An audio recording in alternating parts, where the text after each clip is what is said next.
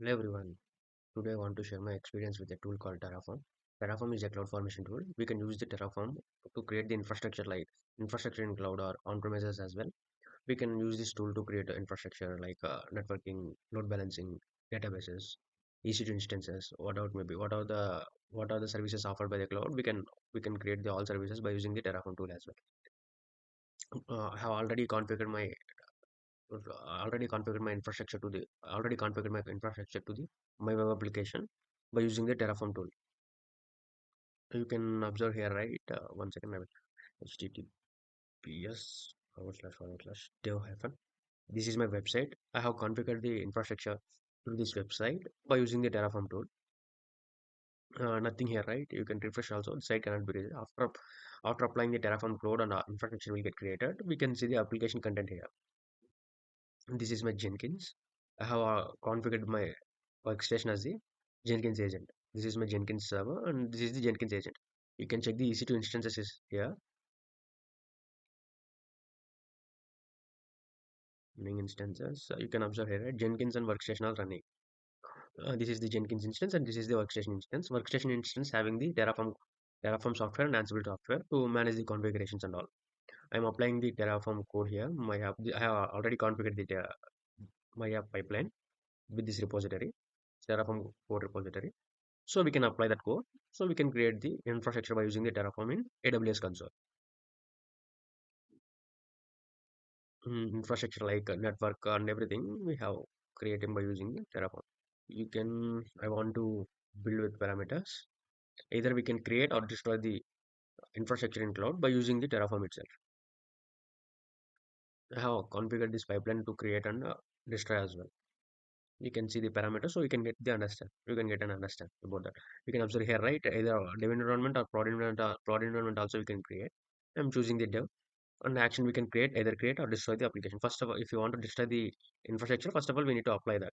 This is immutable. Everything can be new. I want to build this pipeline now. Yeah, pipeline get trigger. You can see the console output here. You can load it's loading the console output, so we can get an clarity. What are the resources which we have which are creating, how much it has created. We can see now. Console output pipeline is in progress. All the steps will be executing on the Jenkins agent, which is workstation.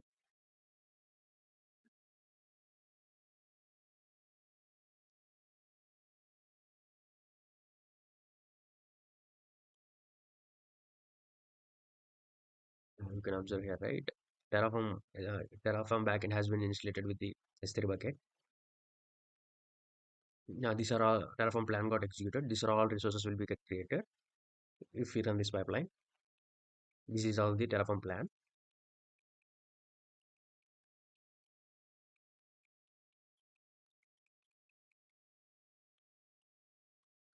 Yeah, here Terraform apply.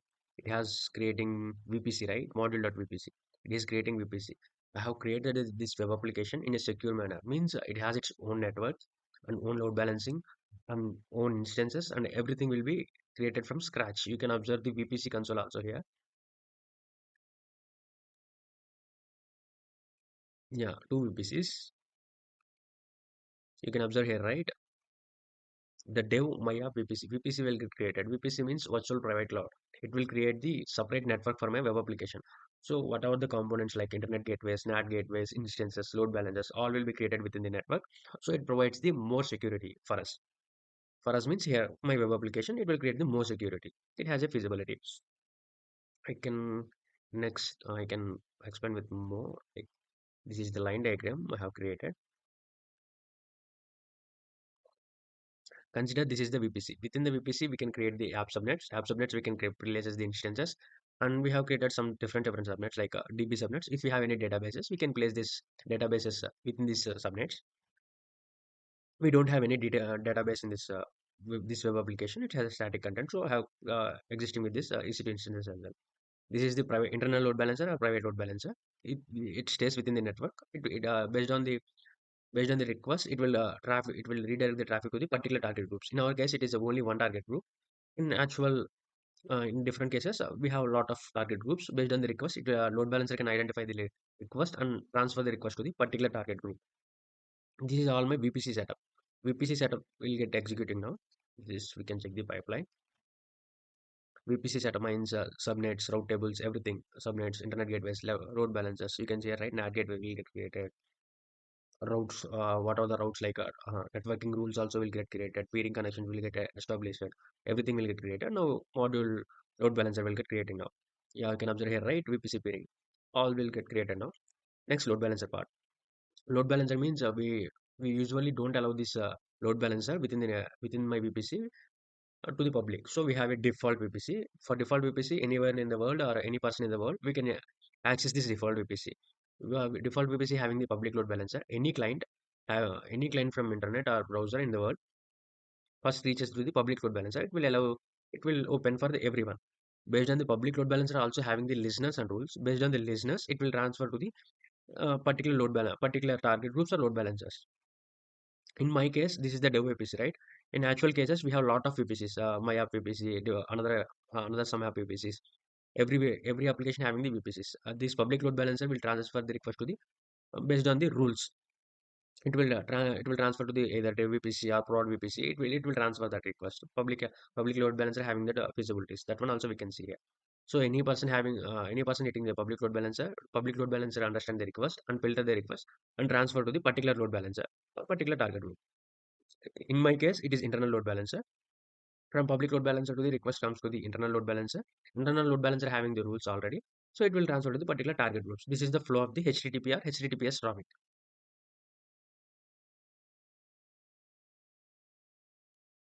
Yeah, load balancer also created. Module.yap. Yap means application content like launch template, auto scaling group, EC2 instances, all will get created. For EC2 instances will get created in app subnets. If you want to log into the EC2 instances, we can have generally we have the public IP, so we can take the putty session and we can able to log into the server. Since I want to enable the more security, we have disabled that uh, public IP. So no one in the this is since the server having the no public IP, so any other person from the world they cannot able to log into that server. Since means we already blocked the public IP, so we can they cannot able to log into the publicly. For that, what are the cases and all we can see once the instance got up, we can observe that as well. We can check the pipeline.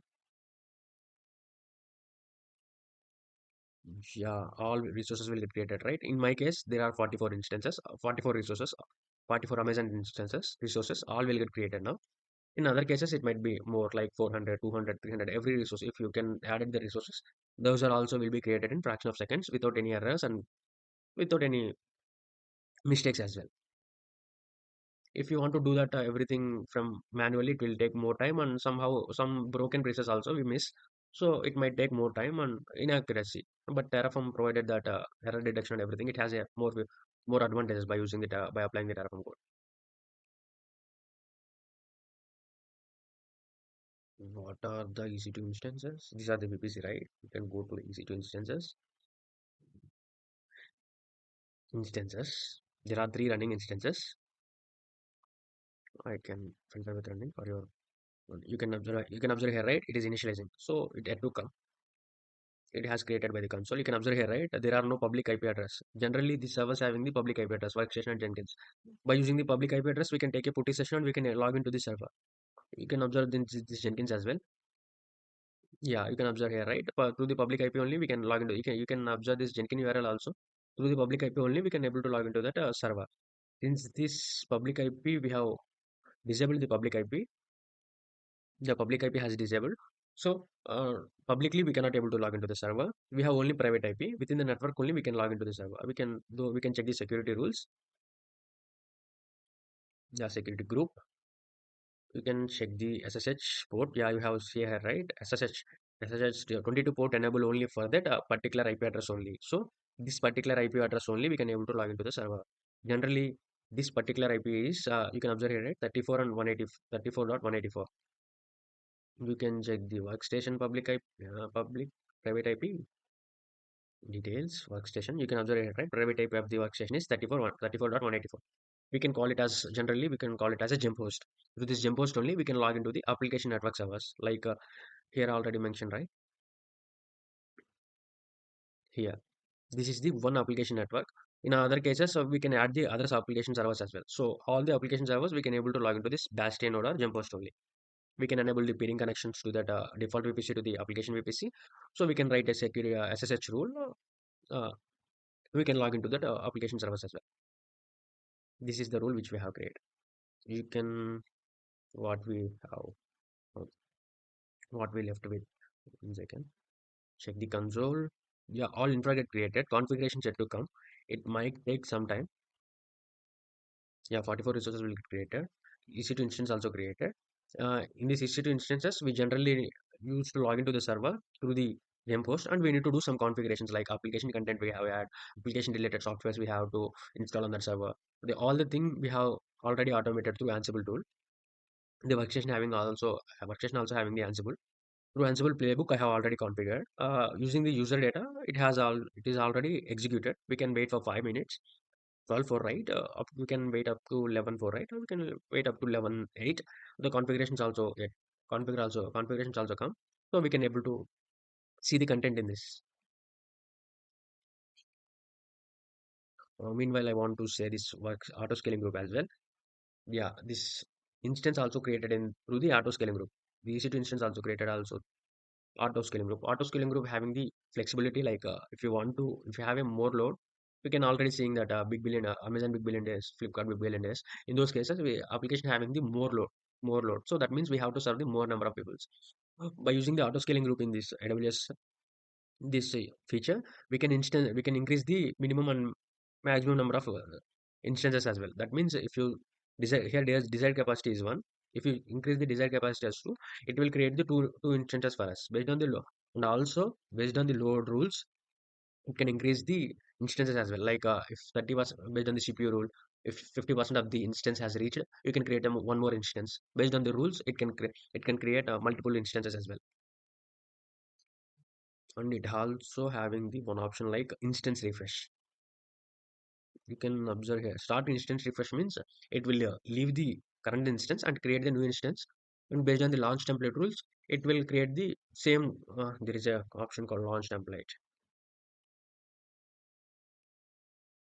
Here it is the template. By using these templates it will create the another instance for us. If you do this instance refresh for every 3 months, all the infrastructure vulnerabilities also will get mitigated. Like cloud provider having a provide cloud provider will provide for us every time it is a non-compliance or up to date instance. If you use the up to date instance, all infrastructure vulnerabilities also get mitigated. So it has a flexibility in cloud. Application related vulnerability we are using the by using the Ansible tool we can change the configuration, so it might also we can reduce the vulnerabilities as well. You can check this. Yeah, you can observe here, right? Application got created. CI/CD pipeline, everything will get created. Good hands-on experience and easy to EKS, Secret Manager. This is my web application. I have created this web application by using my resume. Everything will get created. You can observe here. I want to change something like I want to change this application content somehow. Since I'm using the Docker servers world, I don't require the containers like Docker files, Docker containers, GitHub actions. GitHub actions also we can remove there. We are using the Jenkins now. So I want to make some changes. This is my intelligent. This is the app.py. I want to make some changes like this hands-on experience Docker files, containers. I want to remove these lines. I feels like these are not required for this case. I had removed this.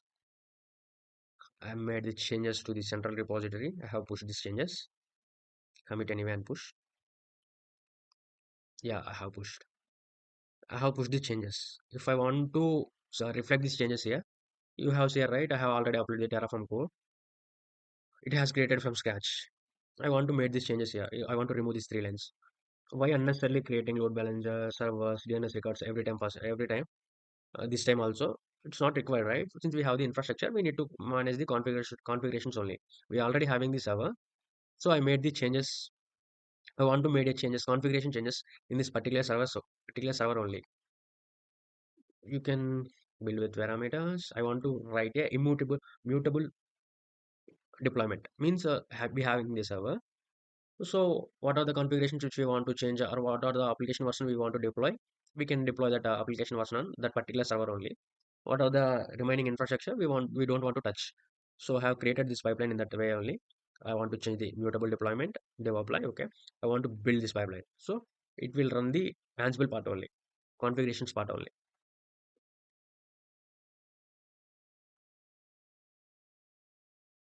Yeah, pipeline has triggered. We can see the console. You can observe here, right? Terraform plan and run has skipped. So Terraform, it won't touch the Terraform, like infrastructure, it won't touch. Configurations only it can touch.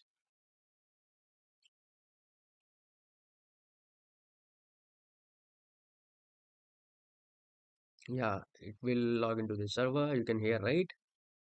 Through the gem host workstation only. It can take the SSH of the my application instance, and Terraform Ansible playbook will get running now.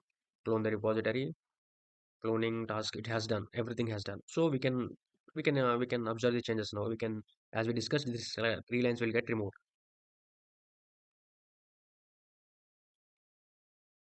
Yeah, you can observe here, right? Three lines will get removed. In this way, if you want to make any changes, developers all want to make any changes in the application version, we can check this as well. By applying the Ansible code only, we can observe the new version of the application as well here. Everything has created and configuration is also up to date. Yeah, we can, by applying the Terraform, we can destroy the resources as well. If you created manually, we might miss. If we might miss one resource, so we have to pay that billing to the cloud provider. So we can, so we lost somehow. So by using the Terraform destroy, what are the resources will get created by the Terraform? All the resources will get created. All the resources will get destroyed by using by Terraform. So it doesn't left with any resources. So we have a feasibility to destroy as well. I can apply the destroy pipeline as well now. So you can observe that as well. Dev, you can choose the action, deploy, immutable, build.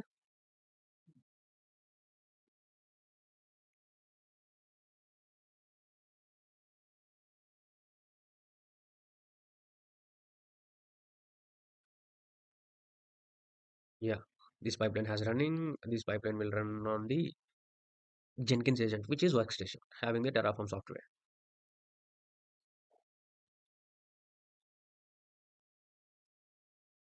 The Jenkins mission little bit slow.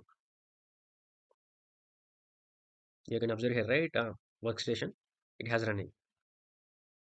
These are all the build executor. One is ideal, and second one it has running. You can observe the console output also.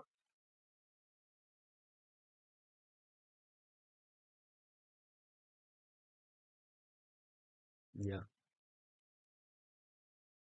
By applying the code, we have created 44 resources, right? All 44 resources will get created, will get deleted by using the destroying the code.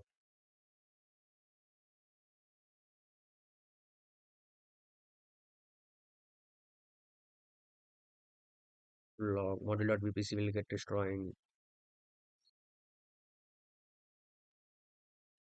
This is Terraform plan. Yeah, everything will get create destroying, right? Module.yeah.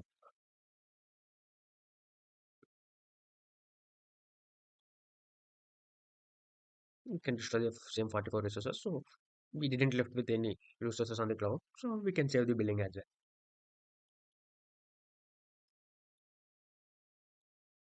Meanwhile, you can cross check the console as well.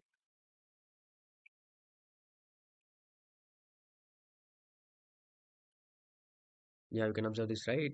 The ASG will get terminated. We can create it through auto scaling group.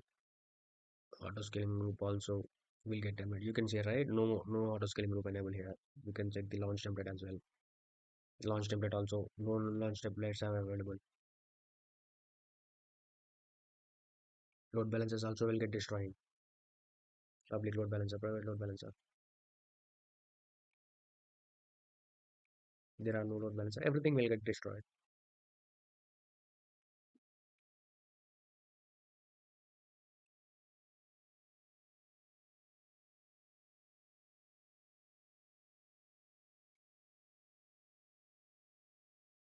You can observe here, right? By using the Terraform code within 30 minutes, we have enabled enabled the all infrastructure and as well as destroyed as well. So Terraform has provided that one as well. If you want to do this manually, it might take a lot of time.